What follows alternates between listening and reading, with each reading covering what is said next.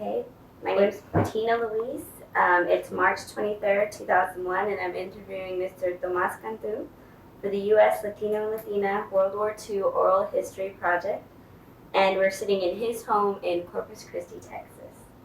And I want to start off by letting you know how much we appreciate you letting us come into your house and videotape and share your experience with us. It's a pleasure having you here. Okay, we're going to start off, and I want you to tell me a little bit about your family and what it was like, before the war, just growing up. And okay. We were brought up in South Texas.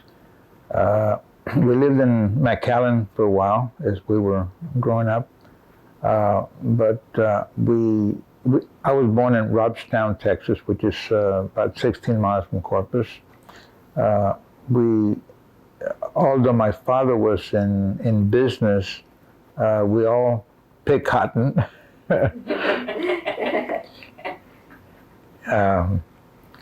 It wasn't, there's kind of sad or bitter memories about growing up in this part of the world because the Mexican Americans were not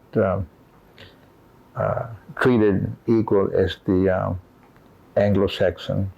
It is now, I'm talking about years ago, it is completely different now. As a matter of fact, all my children are married Anglos.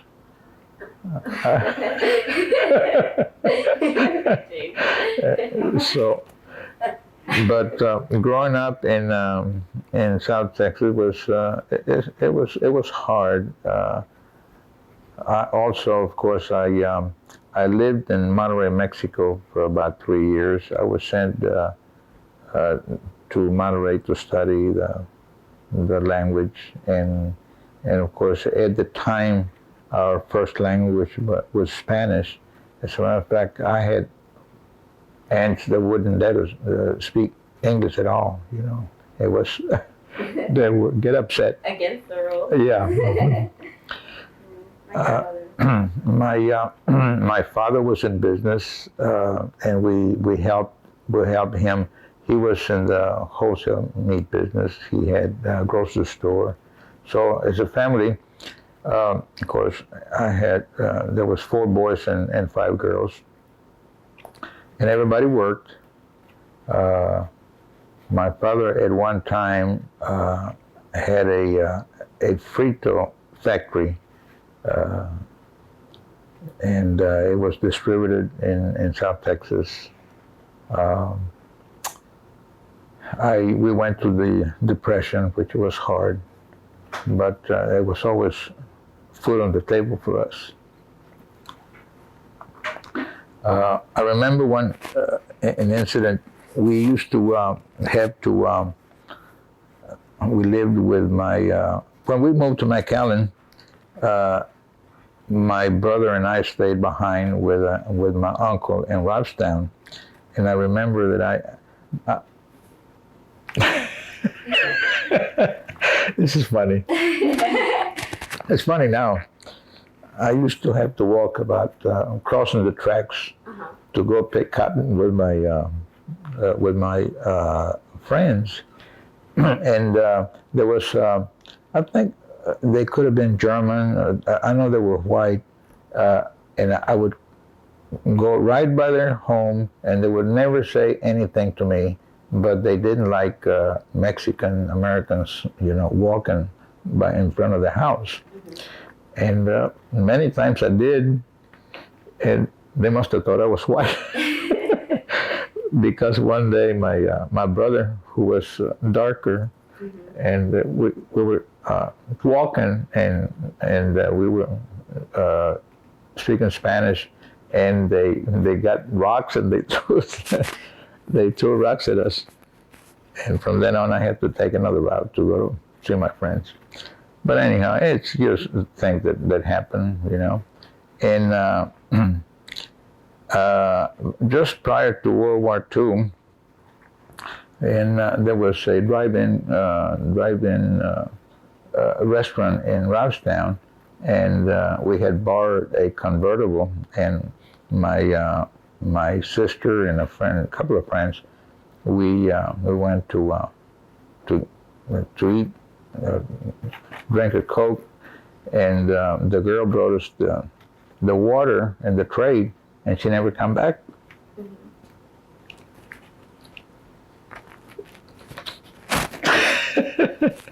This is one. Which story are you telling? This is that. When Walter Brooks and Pelanche and all that one. But anyhow, she come back later and she said, "Well, I'm sorry, but I can't serve you." I said, "Why?" She said, "You're Mexican." So it was shortly after I went into service, and when I come back, I was home about a year later, 6 months later, and I went straight to that restaurant, hoping. Of course, I had my my uniform on, and I was hoping they would say something, but they did. Kind of sad. What were you hoping they were going to say? Well, I was hoping they would say that they didn't serve Mexicans. So, but anyhow, they were very nice to me because I had the uniform on, and but it was kind of it was kind of rough, you know, if you wanted to get ahead of the times, you know, because there were so many obstacles, you know, that you had to cross. It wasn't easy. I remember one time I said something to a teacher, and she said to me, "You know, you don't need to be in school. You need to go get a job. You'll never make it," and things like that. But you can't just sit in a corner and cry or anything like that. You just have to go and do the best you can. And I've had a wonderful life. Like I said, of course, I've been married, how many years now? 53. I have a lovely family, and our children have done real well. You said you lived through the Depression and that your father had a... Yeah, I remember, and we had moved to McAllen, and my father had 16 tortilla factories in the valley. And of course, I wasn't even going to school then. And he used to go and collect the money. He would go and collect the money from all the business that he owned. And I remember coming back to McAllen, where the bank was, and there was a lot of people in front of the bank. And he said, "I think the bank is closed. Maybe it's a holiday." And it wasn't a holiday. The bank had closed because of what do they call the market crashing? Yes. And the banks at the time, you know, in other words, if you had money in there, you know, it's not like today, you know, it's if you have money in there, it wasn't insured. Insured, yeah. Yeah. So he lost everything. He lost all the business and all that. And then we were what is called repatriated. We went back to Mexico. Because my father and my mom are there from Monterrey, Mexico. And he sold everything, and we went back to Mexico. But we didn't stay long. I think about 9 months or a year or so. And then we come back. And of course, my father was always in business, and he did very well. He ended up very successful in his businesses. So, but just part of life. Did your father come over in the repatriation? Did he come over? Before when he come, he went to Louisiana to work from Mexico, okay. And then of course my 3 oldest ones, brothers and sisters, they were born in Mexico. Mm-hmm. So then my mom joined him in Louisiana, and then of course they became American citizens. and Was that during the Bracero program where they no, were? no, this is many years before that. Is it really? Yeah, yeah. And then when you were repatriated, how old were you?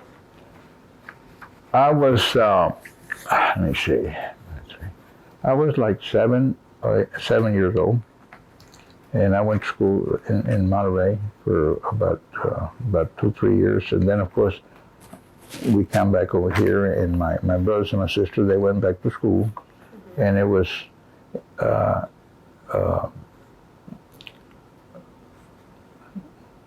course we have lived in Corpus, most in Nueces County most of our lives.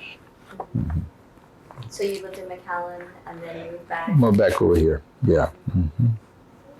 And you said there's 4 boys and 5 girls? Yes. And where did you fit in the scale? I was the sixth. Sixth one? Sixth. Yeah. Yeah. What did you do for fun? You said you went to the drive-in, but what else did you do when you were younger for fun? Oh, well, let me see. I played basketball. I swam and I boxed a lot. We used to go, bicycle riding. But I was very involved in sports all the time. Yeah.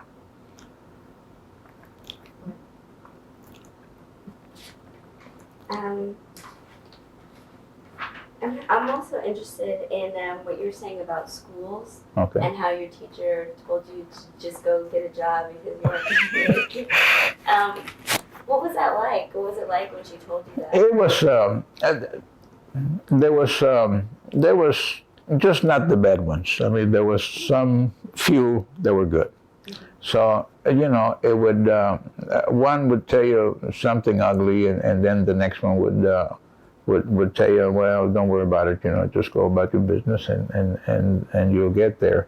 I'll give you an example. One of my daughters who used to teach, she was a teacher's aide, and she was very involved with the children. And she came home one day almost crying and said, there's a little girl over there that she needs help. So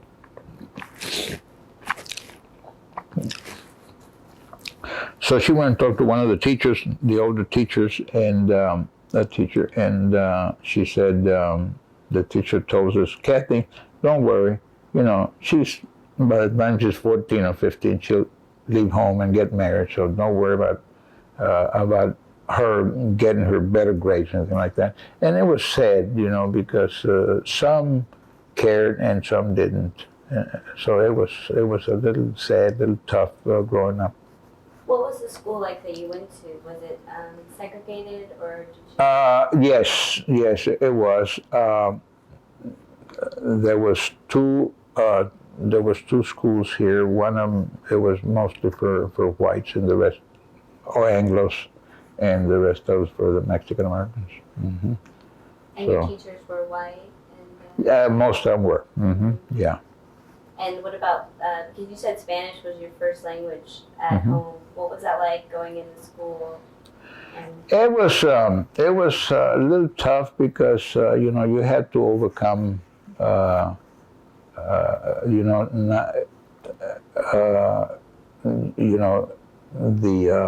learning. It was tough because you really don't understand exactly what they were talking about.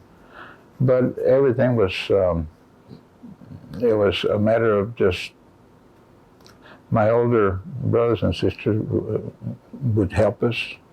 They by this time they spoke English, so it was tough.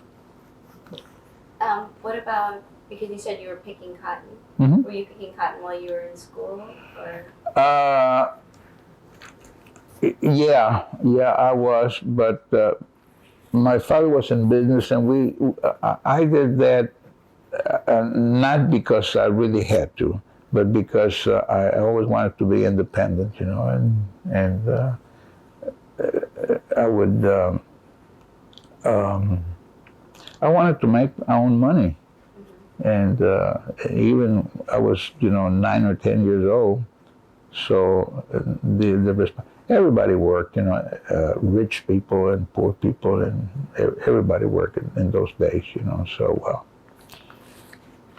What was the schedule like, though? When would you go to school, and then when would you work? Okay.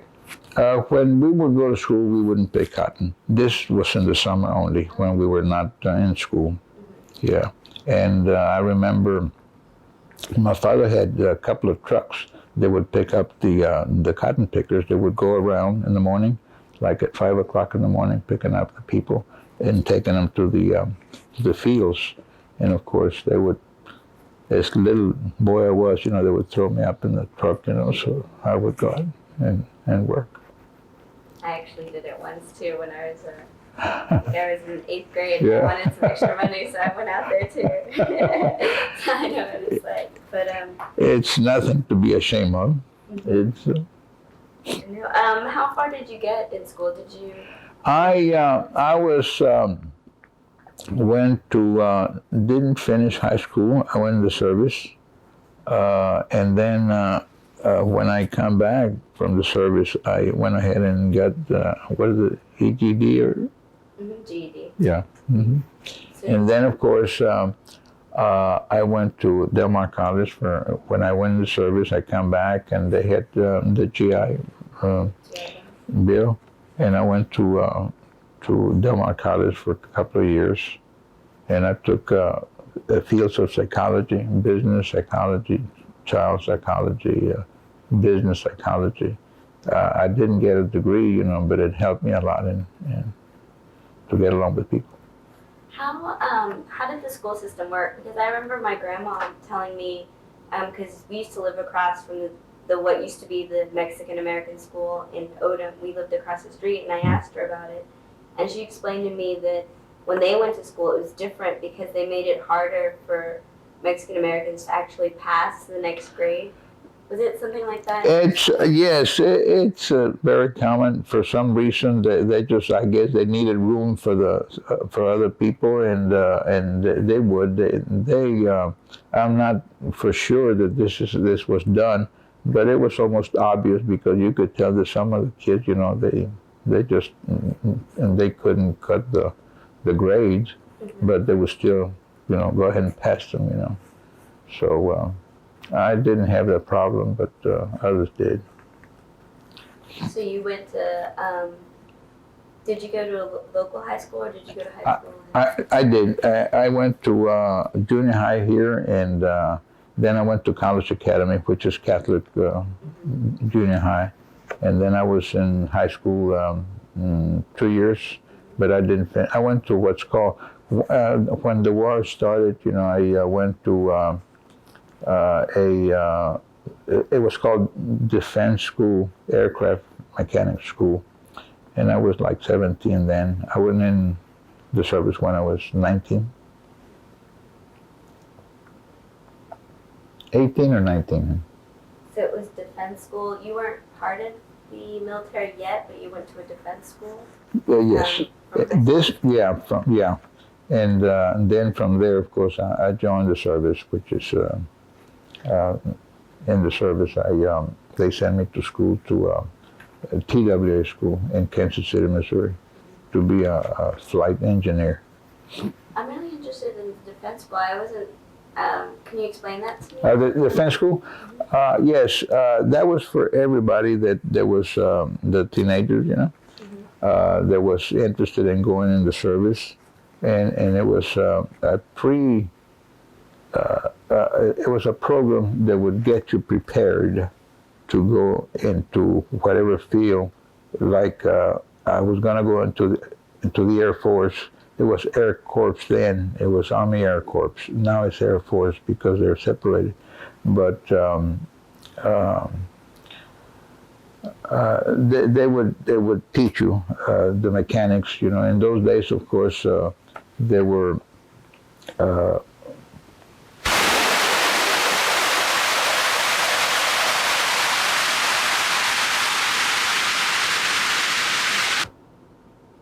Okay, we're coming back. Okay. Short technical difficulty. And you were talking about the defense school. Yes, they had a program. The federal government had a program where they would teach you or prepare you to when you would go into service, so you would know somewhat about what you were going to do. And since I chose the Air Force or the Air Corps then, and I was sent to a school in Kansas City, Missouri, which it was like whatever they gave you the grounds of what you were going to do here, and then when you got there, they would teach you the rest of it. See? So Okay, yeah. so instead of finishing out what you're doing in high school, it was a school here in the area. Yeah, it was not a high school. It was just a completely different school. Mm-hmm. It was a government program. Mm-hmm. I didn't know they had that. That's really Yes. interesting. Mm-hmm. And then when you went to Kansas City, was the first place? Yes, well, I went to, let me see, San Antonio, and then I was in training school, of course, the basic training in 3 or 4 places. And then after the basic training, then I went to TWA school in Kansas City for 16 weeks. And then from there, I volunteered to go overseas. Kansas City? Kansas City was TWA school. What did TWA stand for? TWA, It's French World. French World Airlines, yeah. And I think They just went broke, I think. A government contract. Yeah, train. that's exactly what it was. Yeah. Oh yeah. Mm-hmm. Oh yeah. It was paid by the government, but it was run by.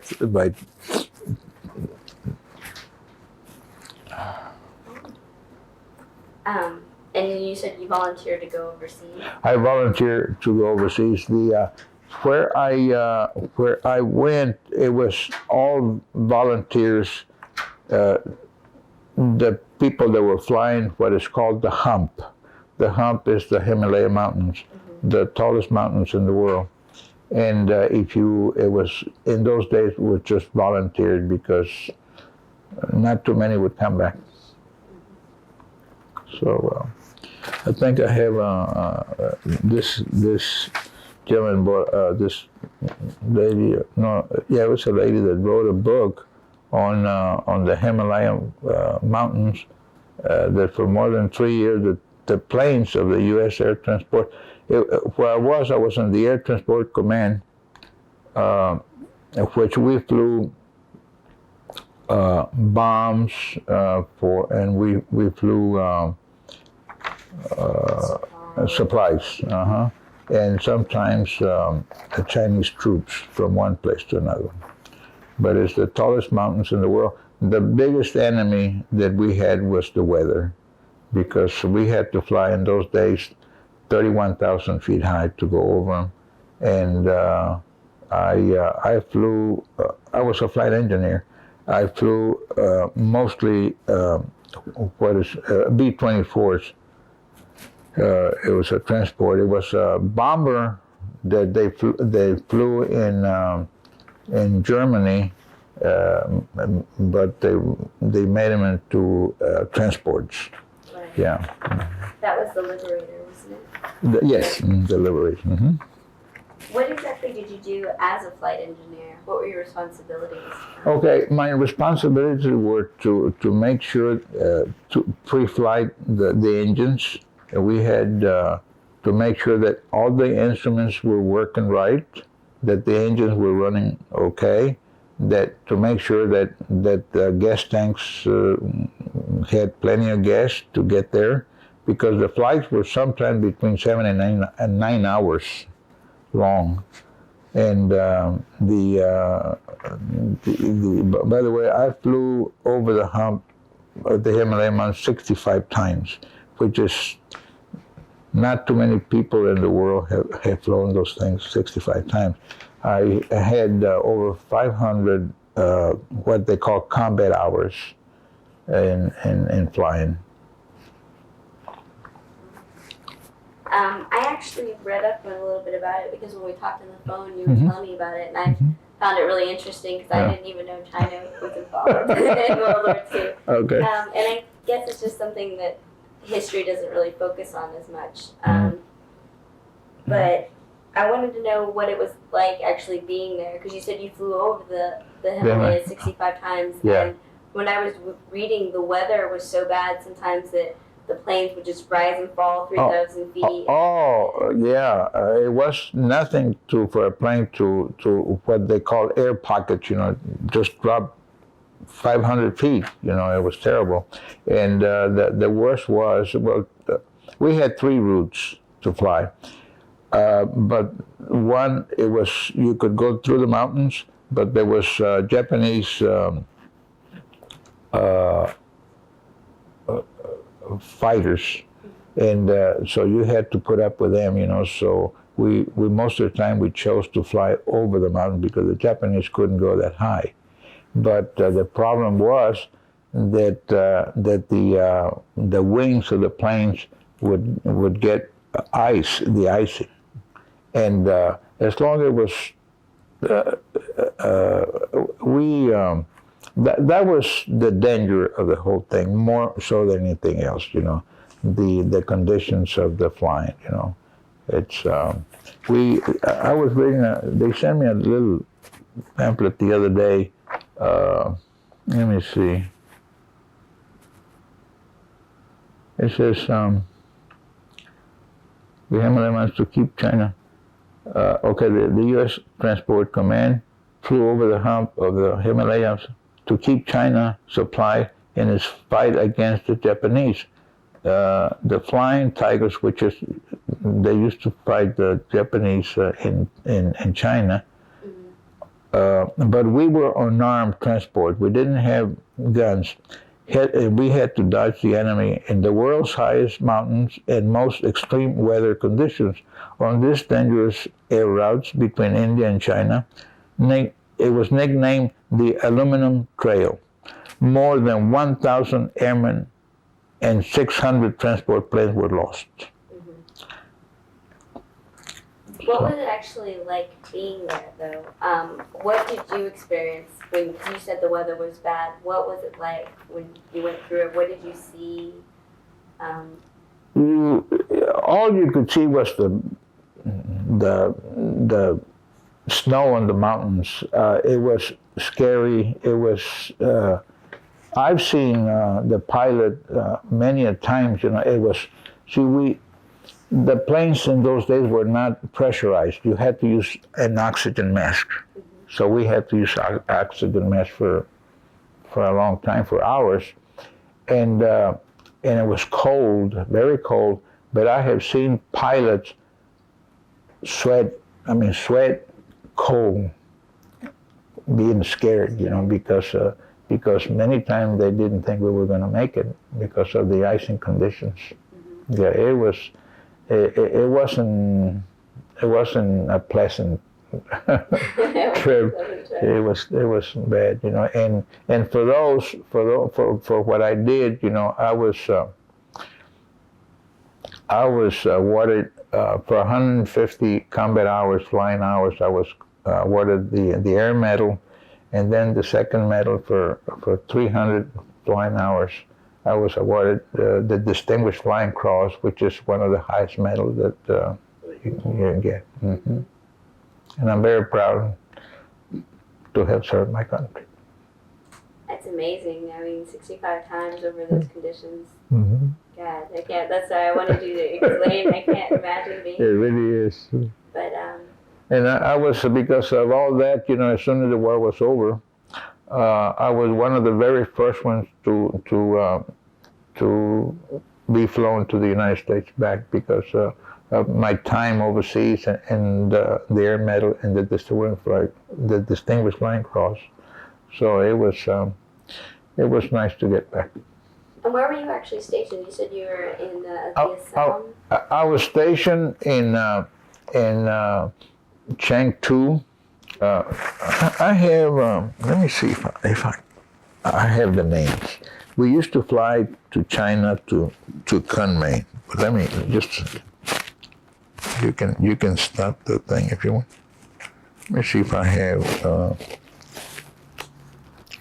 You want to turn the camera again? We're coming back in from a short break. Okay. Go ahead. You're telling me about where you're stationed?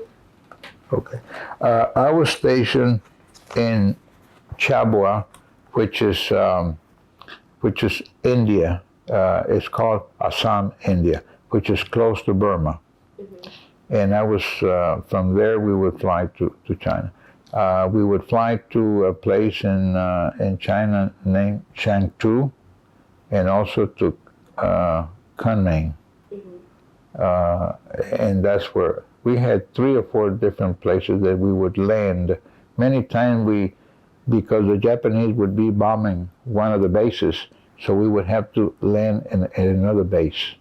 And many a times we were flying at night, and they would turn the lights on for the runway so we could see it, and they would only give us a few minutes to land and turn the lights out, because otherwise the Japanese would come and bomb that too.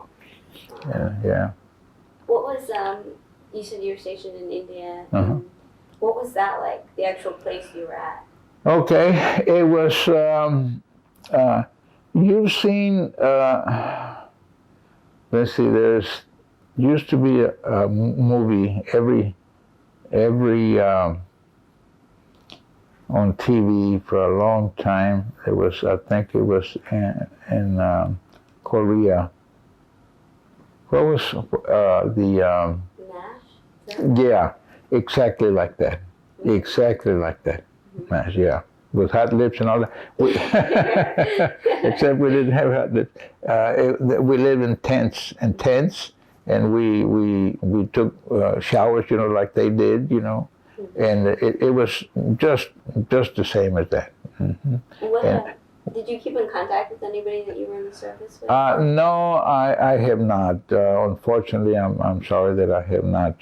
Although since I joined this the Hump Pilots Association, I have a couple of people have called me, mm-hmm. And but I'm on, and they have not meetings but conventions every year in different parts of the United States. Mm-hmm. So, what do you remember about the people that you served with? Even though you haven't kept in contact, I'm sure you remember certain people. They were very nice to me because I was one of the youngest all the time. So the people, with an exception, maybe 1 or 2 people, the little over 3 years that I served, people were very nice to me. Of course, sometimes the sergeant, they had, yeah. But other than that, I was a good soldier. I obey orders, and I went in the service to serve, mm-hmm. to do a job, and I accomplished what I wanted to do. So, but it was as far as the service is concerned. I don't have any regrets.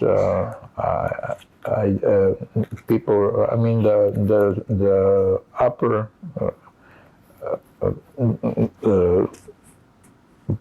officers were good to me. Mm-hmm. So overall, I was. We had Mountbatten, who at the time, the British Mountbatten, I think he was killed a few years ago, but Mountbatten was a cousin to the Queen of England, mm-hmm. And he would come and talk to us, and kind of pep us up. What was Mountbatten's first name, honey? Remember? Lord. Lord. She reads a lot. I have no idea. I think it's Harold or something like that. Yeah, but anyway. British. Oh yeah, and hated the Japanese. I'll tell you the honest truth. He used to tell us, we're just gonna, because sometimes they would break the lines, the supply lines that we had. Oh, that's another story. When they would do that, we had no supplies, and I know that one time we ate like hot cakes. That's all we had for like weeks. That's all we had, and I remember the people in the kitchen, they went out and bought water buffaloes.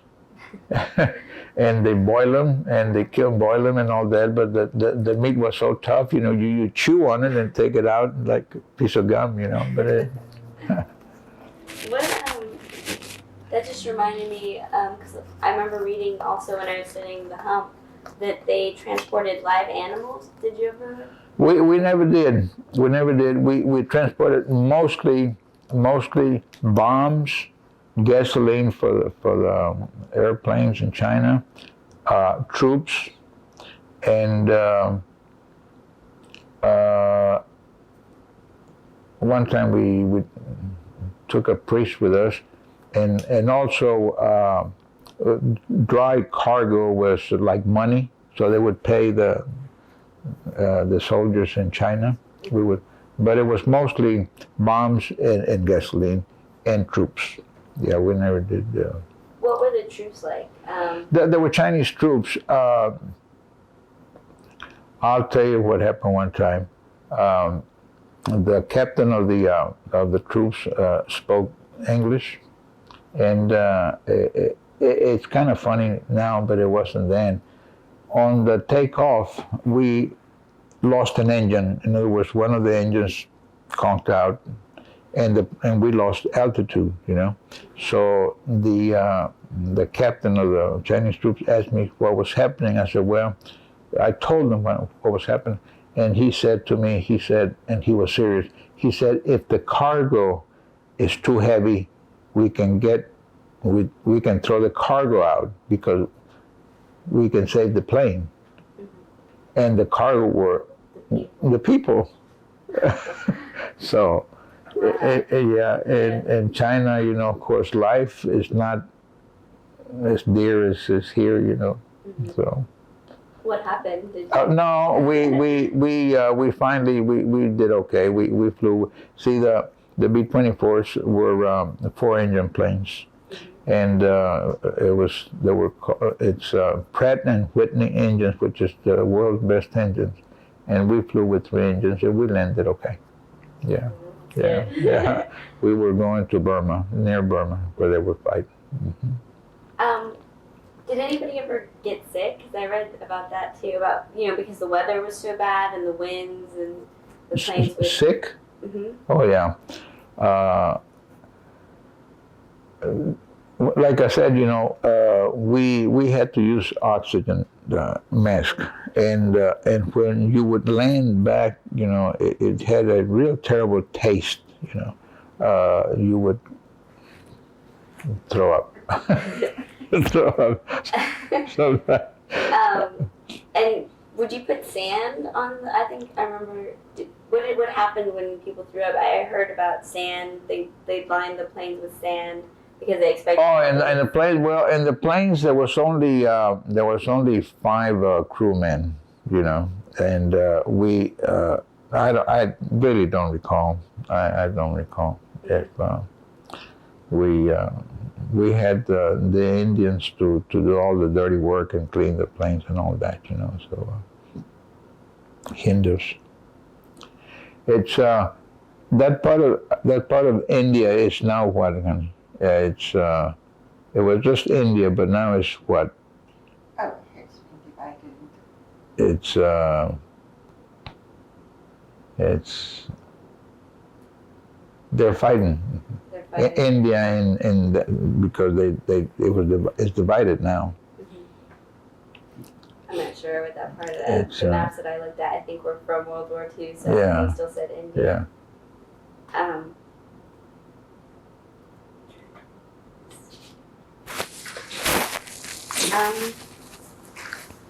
You said that there was 2 people that you can remember that that you didn't get along with? What was that like? Well, yeah, one was,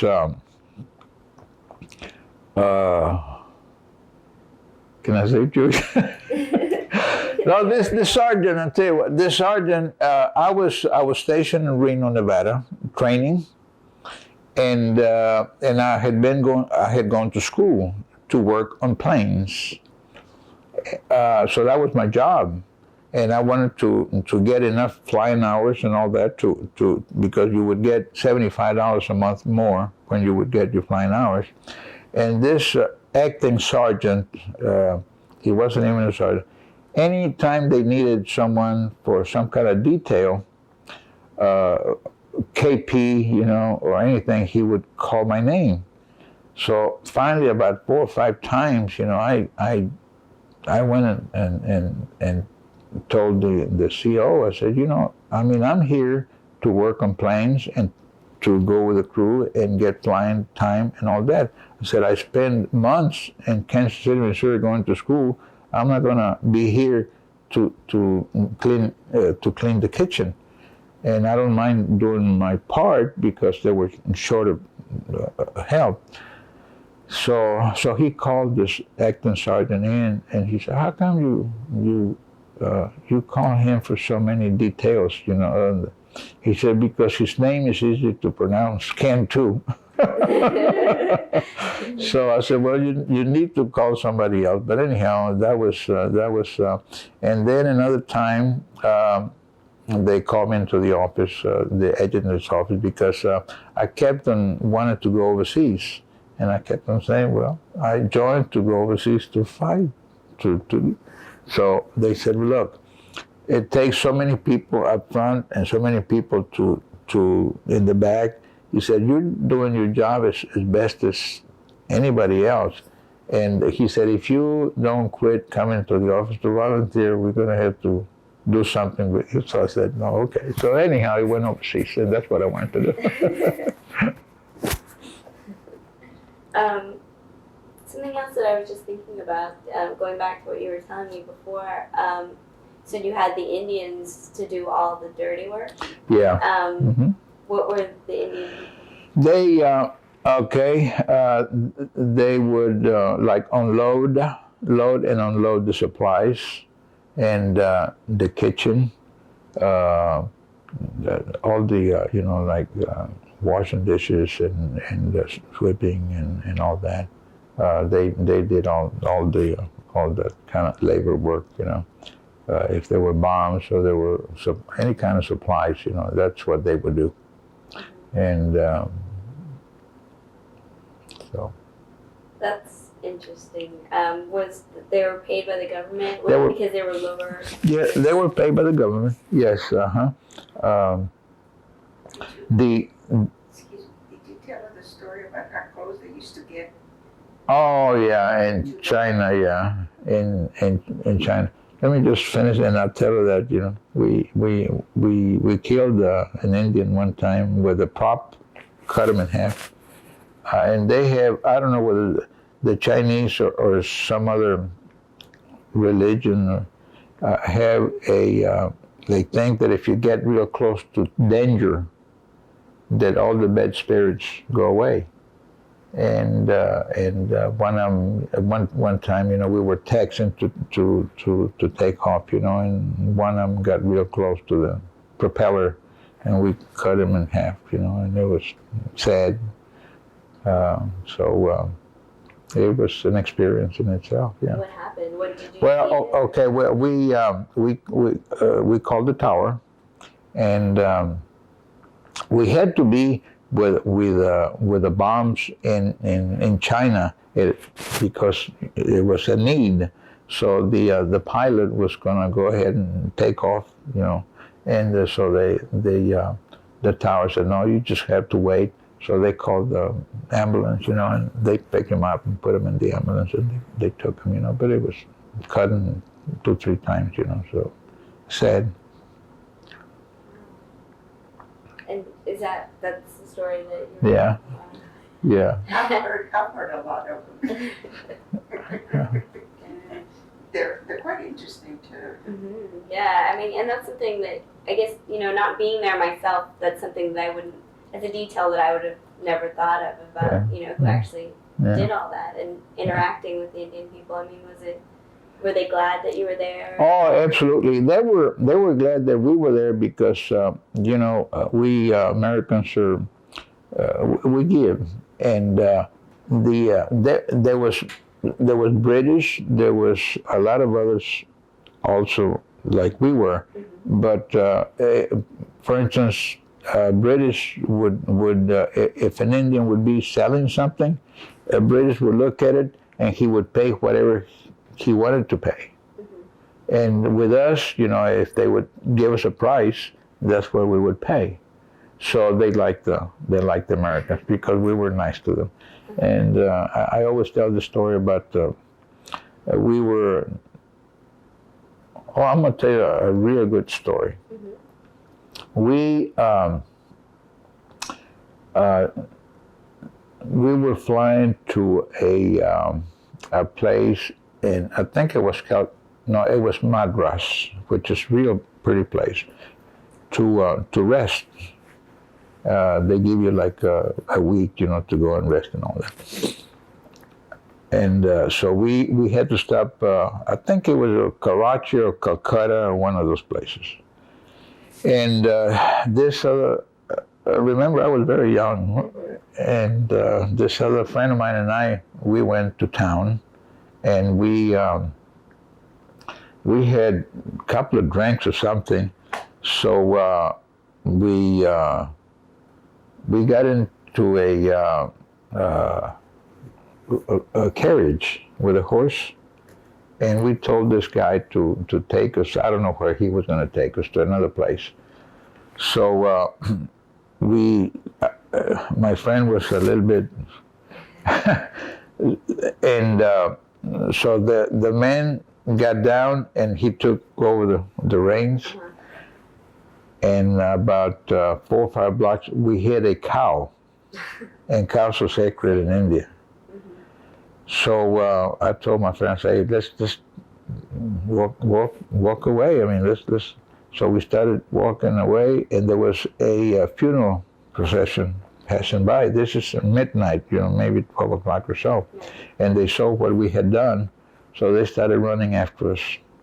And we must have run, of course, we were in shape, we must have run like 8 or 10 blocks. And I looked around, and there was hundreds of Indians coming after us, with torches, so they couldn't see. So we went up in front of a wall, and it was, I don't know how tall it was, maybe 11 feet tall, I don't know, but I jumped and grabbed the thing, the top, and grabbed my friend, and we jumped over it. And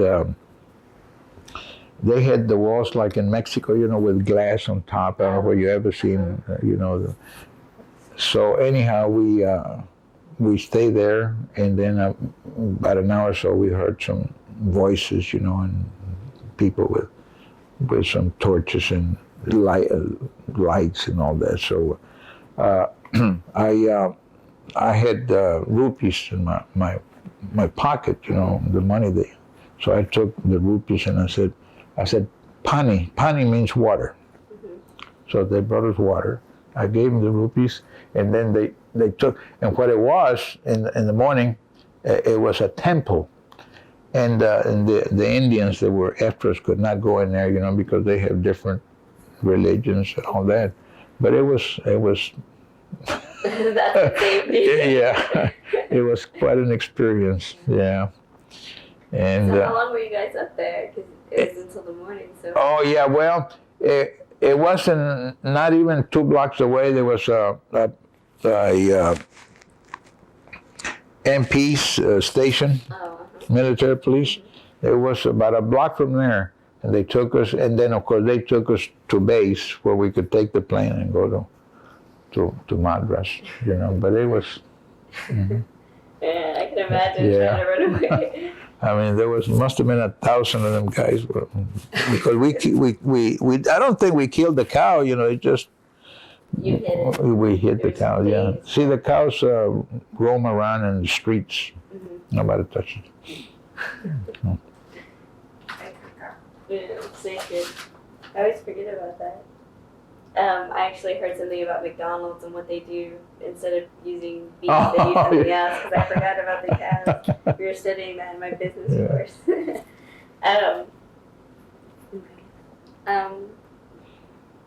What else can you tell me that you remember vividly from that time in your life? Because you have all these stories, and is there one thing that you just... When I was overseas or anywhere? Anywhere. During that time.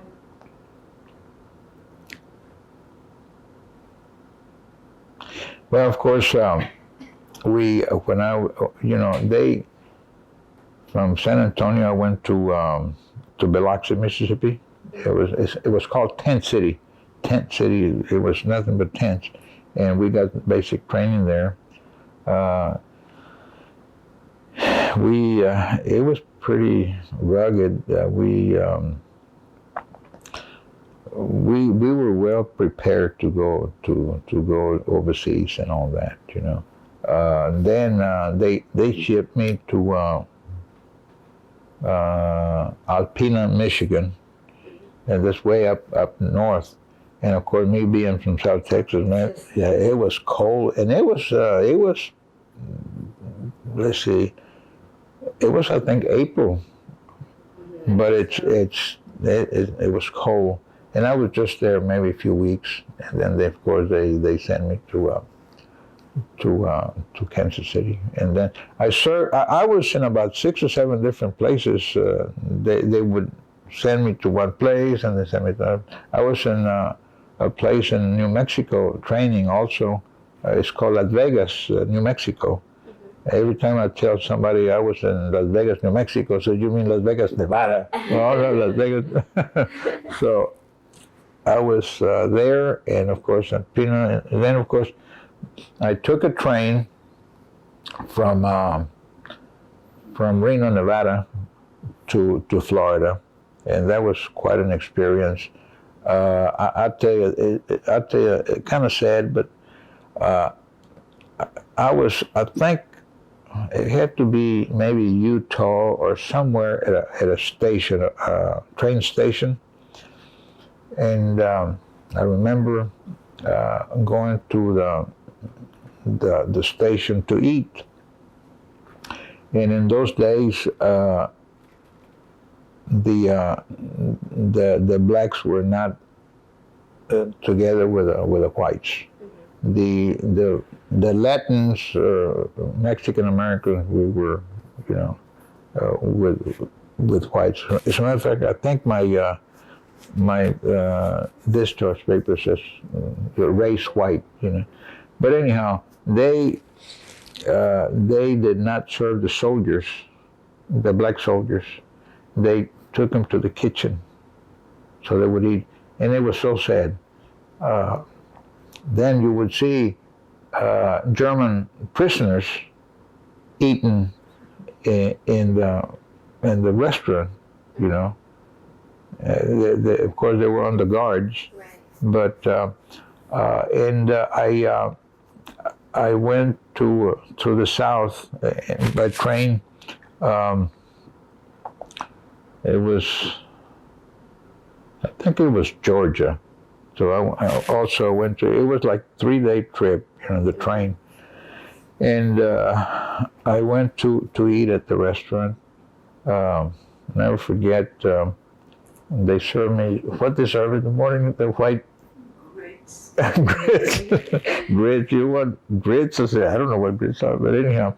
And when I was walking on the street, the blacks would not walk on the sidewalk.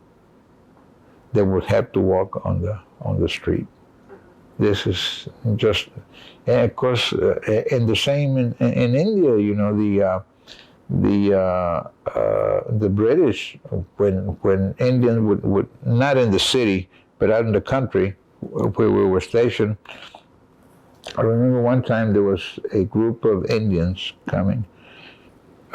and there was a British soldier. No, he was an officer, and they all kneeled down until we passed because we were white. Yeah. But you know, things that stay in your mind, you know. But things are not like that anymore as much, I don't think. How did you feel though when you saw, especially the German prisoners being served while the black soldiers were in the You know, at the time, I really didn't put too much attention. You know, it was part of life, I guess. You know, and all that. But now I can see that it was wrong. Now I can see what's wrong. Mm-hmm. So then it was just something that, I mean, that was taken for granted because that's just the way things were. That's right. Mm-hmm. Yeah. Mm-hmm. So did you make a lot of comparisons like that when you were in India, when you saw things like that happen? Did you think? Yeah. One time, this friend of mine and I, we were talking to Indian girls, okay, and there was two British soldiers passing by, and they stopped and they say, "You shouldn't be talking to the Indians like that." And I said, "Come here." So I grabbed his hand and I grabbed the girl's hand. And I said, "Look, I'm gonna rub it together. The black won't come off."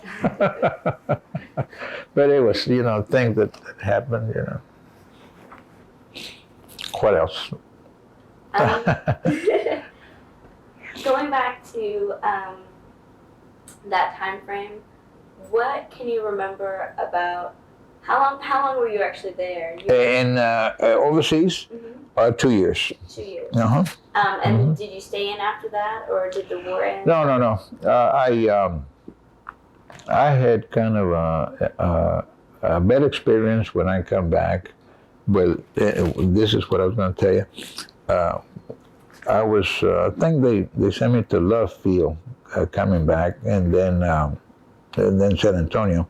But while I was waiting in Love Field, this guy, acting sergeant, wanted me to do some kind of dirty work.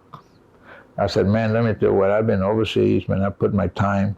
I'm a war hero." I said, "I'm holder of the Distinguished Flying Cross, the Air Medal, you name it." I said, "I'm not going to be sweeping." He wanted me to do some kind of work. I said, "I'm not going to do it. I'm getting out. I'm going to be discharged."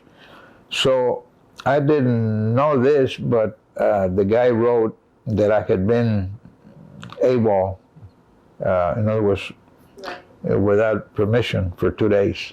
And I wasn't AWOL, I was in my barracks. So things like that, you know, you remember. And that was one of the reasons probably that I didn't stay in the service. I wanted to, but I was kind of, well, you're nervous, you know, all the things that you've seen and happen and all that, you know. So then, of course, I came home. My father had a business, and then I met my lovely wife. So where were you when the war actually ended? Were you already back home? Oh, no. When the war ended, I was in India, Burma. Mm-hmm. Yeah. What can you remember? Do you remember that day? Yes, very happy day. Everybody celebrating, you know, and just happy that we were going to come home. After all 2 years, you know, away from home in those places, you know, where you see so much poverty and disease and discrimination and so it was a very happy day when the war ended. And you said you were one of the first people to disappear. I was one of the, if not the first, one of the very first ones, because I had, they send you home by points, how long you've been there. If you had an Air Medal, if you had Distinguished Flying Cross, all those they give you points. So I was one of the very first ones to send back. I flew back. I flew overseas and I flew back also. We flying overseas. We flew from Florida to Puerto Rico, and then South America. We flew to Natal, Brazil, and from Natal, Brazil, we didn't have planes that would fly all the way to South Africa, so we would land in a place named Ascension. It's an island. It's just like maybe 10 blocks long and maybe 3 blocks wide, and it's a piece of rock, really. Yeah, that's what it is. But that's what you would land, and then they would refuel the planes there. The fuel was brought in by the Navy, and then I flew to Accra, Africa, and from there we went to North Africa, Casablanca, and then from Casablanca, North Africa, we went to CBI, India, China, Burma. Mm-hmm. Was that on your way back or your way? The same way. They flew me back the same way. Yeah, but coming back, I flew what they call just hopping planes, like, and now I'm glad it happened that way because they flew me to Cairo, Egypt, and I stayed there like a week or 10 days, and I saw the pyramids. In India, the Taj Mahal. So I've seen a few of the wonders of the world. Yeah. Mm-hmm. So then, when you came back, you were how old? I was, 22. I was, yeah. About 22, About 20. because you were 19. Yeah, 19, yeah. Mm-hmm. It was, Yeah. 1945 Yeah. Mm-hmm. when you came back. And did you come back to South Texas? Or? Yes, yeah, I came back home and just went to work with my dad. My father had a meat packing company here in town, wholesale meats. And I went to school under the GI for a while. And then I got married and we I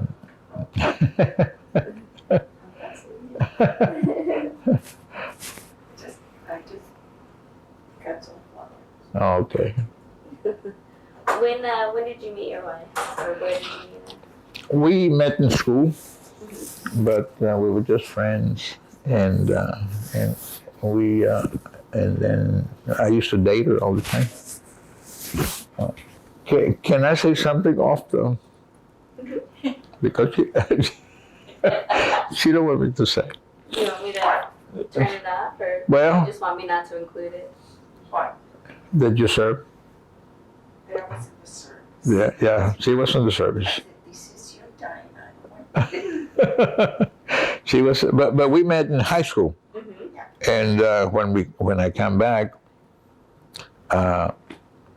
we started dating again, and so we got married. We've been married 50. How many years, honey? 53 years.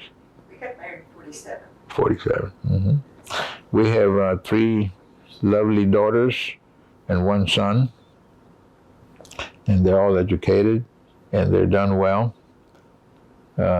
We have 8 grandchildren, 3 boys and 5 girls. So did she wait for you, or did you just happen to meet each other? No. We, she went her way and I went my way, and when we come back, we met again. He was engaged to be married. Okay, I didn't want to say that. You said it. I was engaged to get married, but When you left? when I left, yeah. Mm-hmm. Got a dear young lady. Yeah, this girl, she used to write to me every day, practically, and when I was overseas.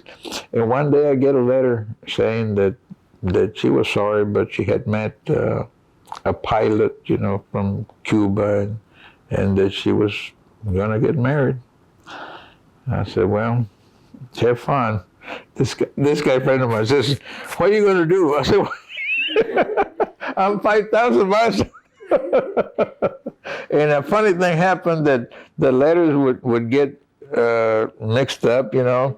So about 3 or 4 days later, I get another letter saying how much she loved me, but that letter was supposed to come first.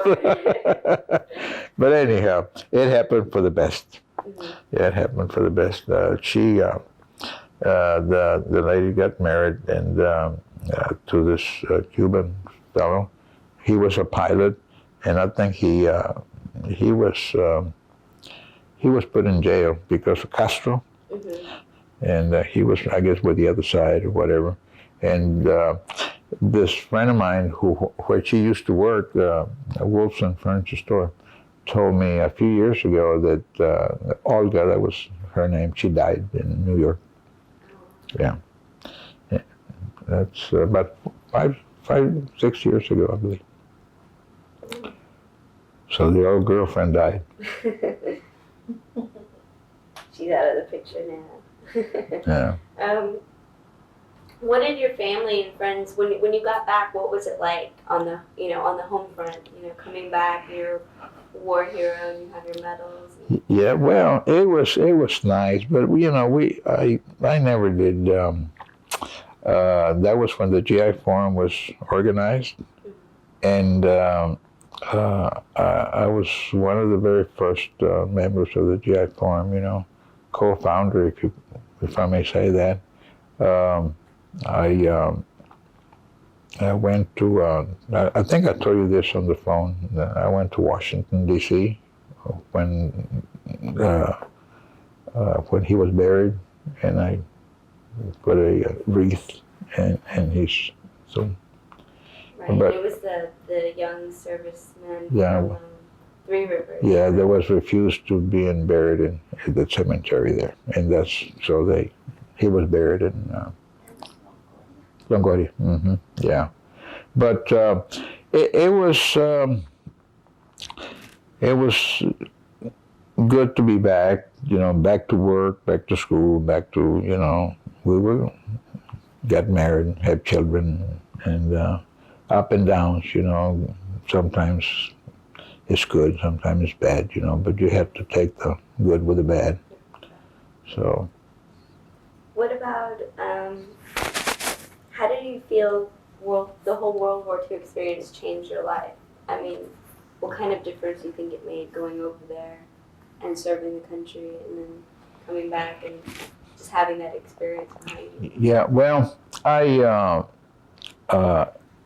I'm only one of the very, very tiny few, that think that there's a lot of people that if it had not been for them, I mean the soldiers, men and women, because of what they served, what they did, we kept the Japanese and the Germans from winning the war. And we just, it's a good feeling, to say, look, I served, I did my job. So that's, as President Kennedy said, it's not what the country can do for you, but it's what you can do for your country, or something like that. So I figure that there's a lot of Mexican Americans that have done, our job, and some of them have not gotten credit for it. A lot of all faces of people. I mean, all races. Japanese. They did the job here. American Japanese. So it's a good feeling, that to put a little mark and say, well, I've done my job. So I didn't think I was going to get a little sad about this thing. You should. You're going back to old memories. Yeah. Lost some good friends too, At one time I remember one of the fellow that slept next to me he had a flight to make. And it was like at probably midnight. I was flying next to him, next trip, and so about 6 o'clock the orderlies came over and rolled their sheets and pillowcase and all that. I said, what are you doing? He said, he got killed last night. They hit the first ridge, the plane, something happened to the plane.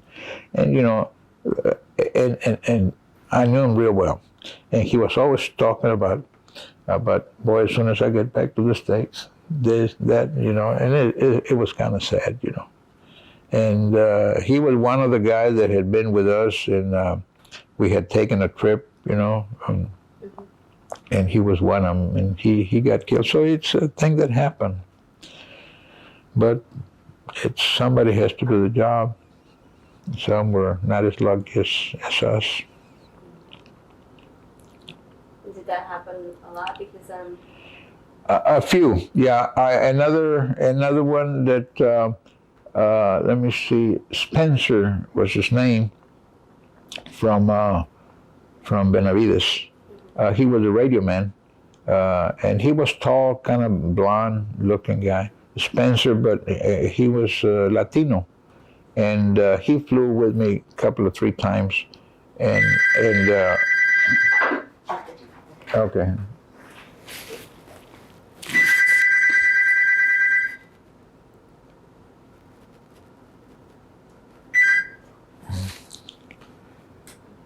Anyhow, we flew together a few times. He told me stories, but he made it back. He passed away 3 or 4 years ago. He was, I think, a school teacher in Benavides. And it was funny because I didn't know who he was, and we were flying with different crews, And he said, where are you from? I said, I'm from Texas. He said, where from? Corpus Christi. He said, well, hell, I'm from Benavides.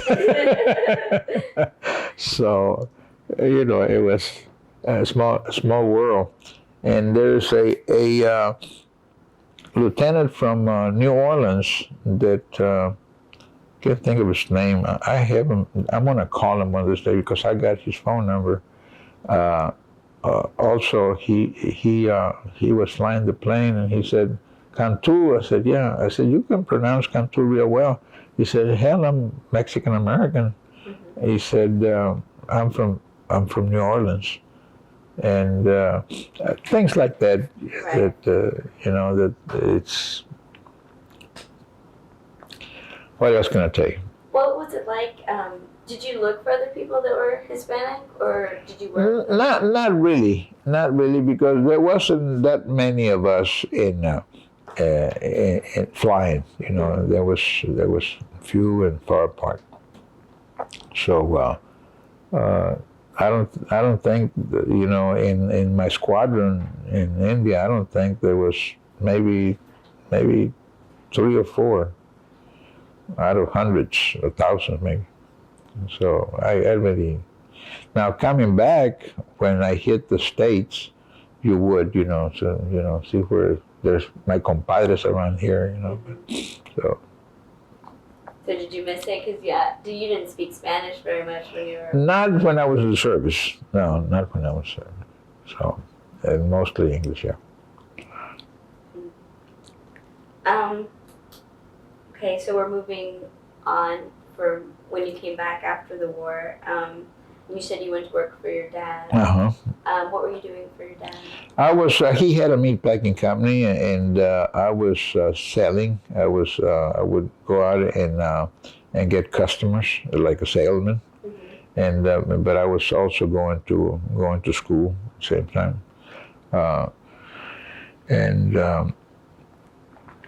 of course, shortly after that, I got married, and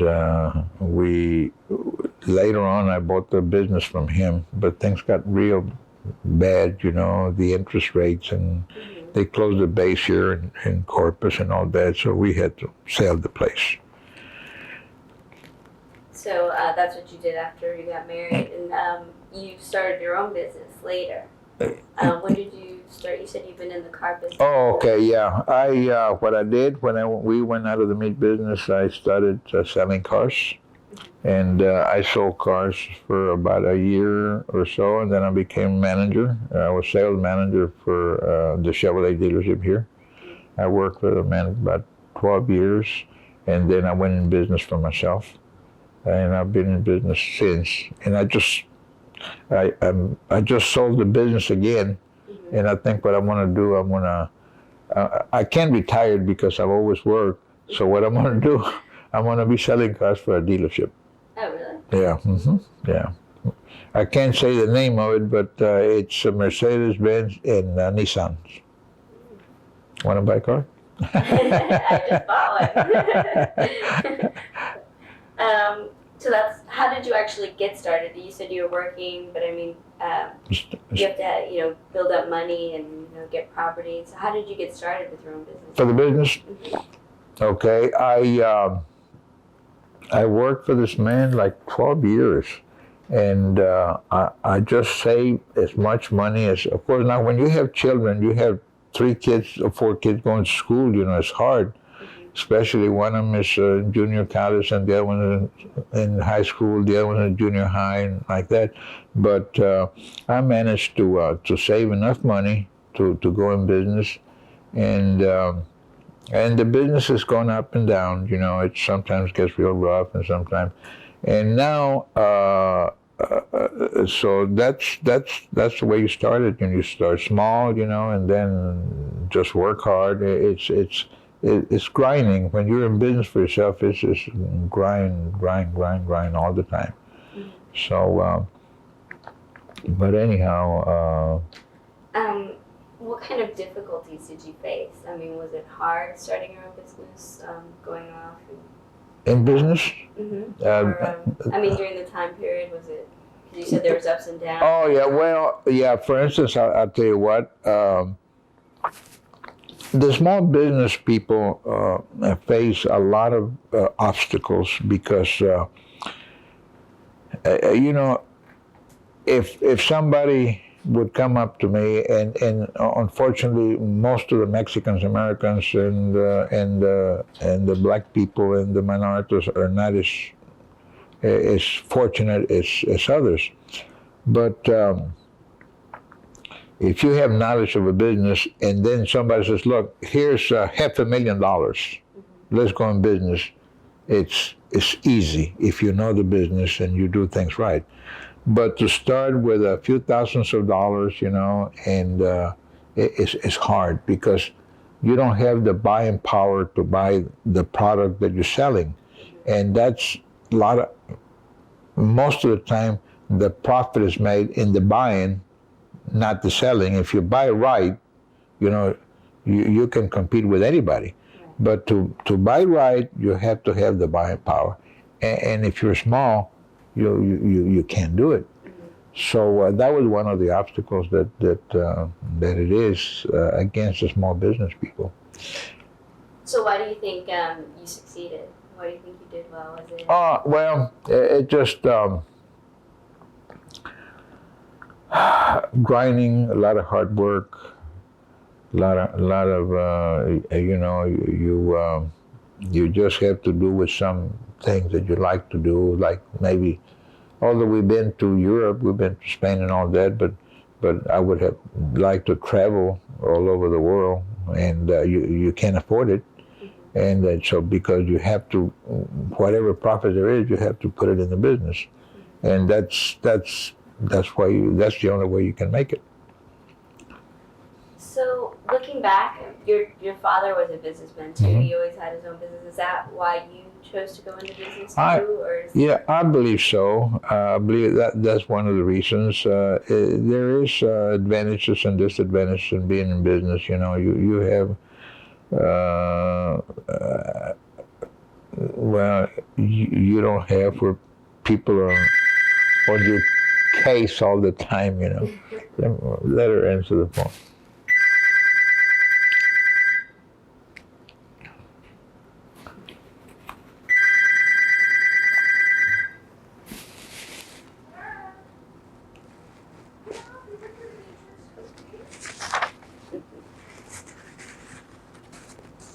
You're saying you don't have you have the advantage of not listening to people all the time.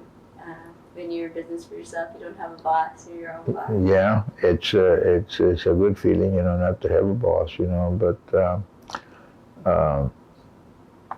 you still have the responsibilities and that you have to comply with and do the things that you have to. That it's not easy. It's really not easy. So. Growing up, you watched your father and what he did with his businesses, and then you had your own later. What were the differences? Because there were a lot of changes that happened, but you were both small businessmen. What are the changes as you saw them? Really, really not many changes. It was, well, of course, my father, the advantage that he had was that there was 9 of us. And out of the 9, 7 of us helped with the business, say. And my father was a great businessman and all that, but he had the advantage, We were kids. We were 9 or 10 years old, and we would have to get up early in the morning to do the job. Of course, right now they would put him in jail. Child labor. Yeah, that's right. See, and so that was the advantage that people had then, and you don't now, it's harder now than it was before. It takes people expect more from a business standpoint. You wouldn't go to a restaurant in the summertime if it's not air conditioner. Right. See, and if you don't get quick service, you just won't go back. So it's tougher now than what it used to be. Yeah. No more questions. No more questions. Just a couple more. We're almost done. Okay. It's almost over.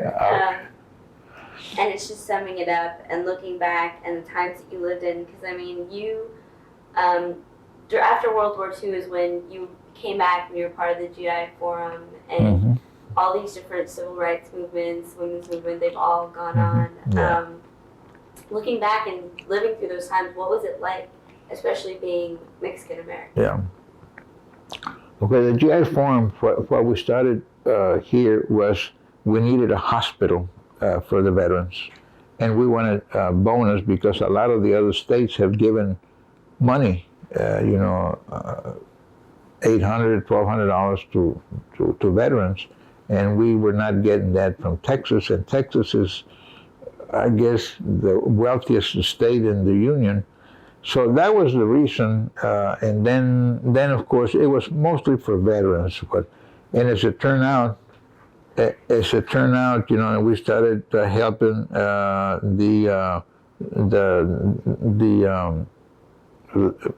labor people, the migrants, and and of course this was supposed to have been just here in the county. And it just grew and grew and grew, and but it wasn't easy for me because I used to be out with a doctor till the wee hours in the morning. We would go and to looking for members, and there was I think it was in El Campo, Texas. This man was telling a friend of mine. He said, "Whatever happened to that kid that was with the doctor all the time? I think his name was Cantu." And she said, "Oh yeah, he's doing okay." He said, "Why?" He said, "Well," he said, "Cantu and the doctor came over here to organize." He said, and the sheriff came over and told us next day that if we started organizing here, I'm sure it was El Campo, that they were going to put us in jail. So next time Cantu and the doctor came back, we had to do it in a house where they couldn't see us. So it was things like that, but and I hope, let me just say one more thing I hope that one of these days there's no more GI Forum, there's no more LULACs. There's no more NAACP. I hope that someday it's gone. Yeah. So, Oh, one person, yeah.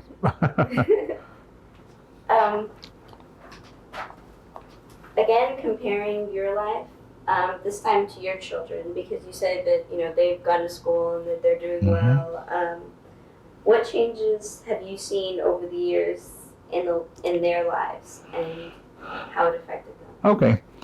First of all, they didn't have the language problem. Okay. My wife always read to them, which the first school is at home. If more wives would help their children at home, from teaching them how to behave to teaching them how to read, the schools would not have the problem they're having right now. So the reason that my children have done well is because my wife taught them, the basics, so they were prepared, to face the problems in school, and they had no problem because the language barrier is not there, and also because of that, they're equal and they're smart. And when you smart and you're equal regardless of whether you have dark hair or blue eyes or not. See, so that's what they've done well. And another thing too, my wife spent a lot of time with the children, but they're very independent because she didn't want them here. In other words, hey, you're old enough, or you either go to college or go to work. One of the two, really. And so they've done well. They're very independent. They're smart. They're pretty. They're gorgeous. And you said they're all married too. They're all married. Did that make a difference? I mean, would that have happened during your lifetime, where your sisters would have married? Who they would marry? Mm-hmm. No. I mean, they just chose to, it just happened. But I'm glad. Yeah. One married to a Jewish person, a Jewish, wonderful person, and she became Jewish. She's Jewish now. See, they married Catholic. That's the oldest. He's Irish descent. Yeah. And Chris, Tom was what? It was. Yeah. Yeah. So, and my son is very Catholic. And his wife was of another religion, but she became Catholic. So she became a Catholic. they're Catholic, yeah. So they're all happy and married, and you have beautiful grandchildren. Oh yeah, gorgeous. And coming up, I know you're tired. It's a long day. The last question.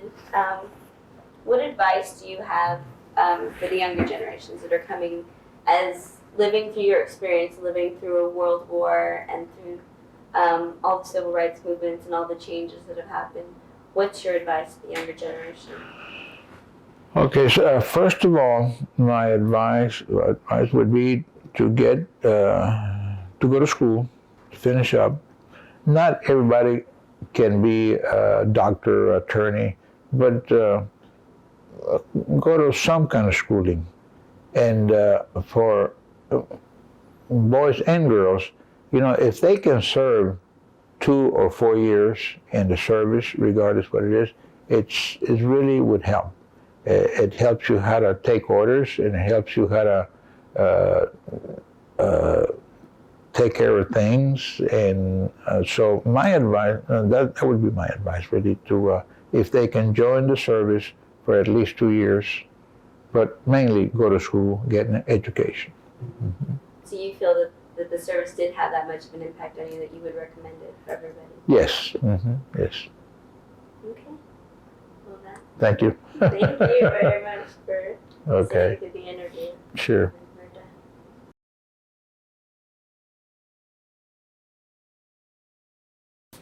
And this was the air medal that you received?